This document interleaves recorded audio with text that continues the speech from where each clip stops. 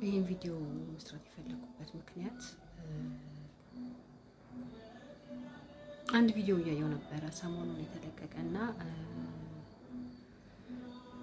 በዚህ በመደፈር ዙሪያ ወንዶች የሰሩትን ቪዲዮ አይቼ ነበርና አይ ቲንክ በመጀመሪያ ደረጃ ከምንም ከማንም በላይ ያ ሁኔታ እንደተፈጠረበት ሰው ማንም የችግሩን መጠን፣ የችግሩን ስፋት፣ የችግሩን ጥልቀት ኤክስፕሌን ማድረግ ይችላል ብዬ አላስብም። ኦፍ ኮርስ ባለሙያዎች፣ ኦፍ ኮርስ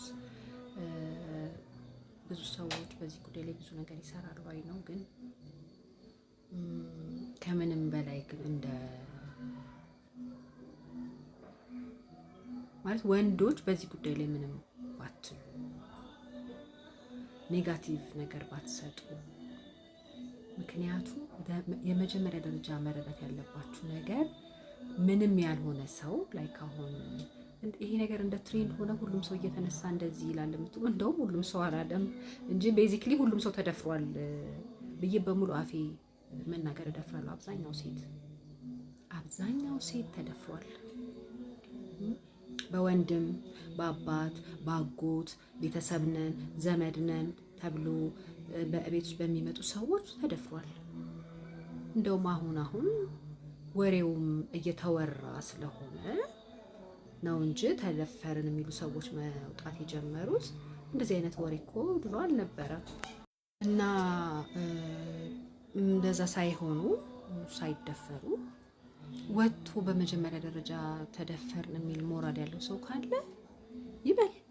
ስንት መጥፎ ነገር ይባል የለ እንደ ሶሻል ሚዲያ ላይ ሰው ገንዘብ ለማግኘት ስንት ነገር የሌለ እንዴ።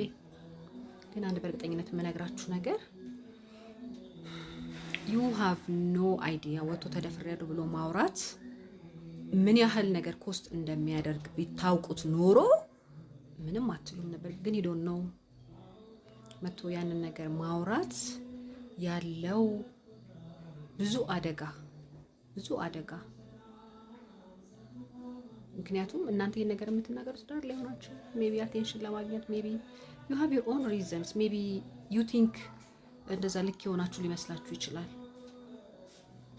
ግን it's not easy መጥቶ ሶሻል ሚዲያ ላይ እኔም ተደፍሬ ነበር እንደዚህ አርጉኝ እንትና ከሌ ዘመዴ ማለት it takes በጣም ብዙ ካሬጅ የሚጠይቅ ነገር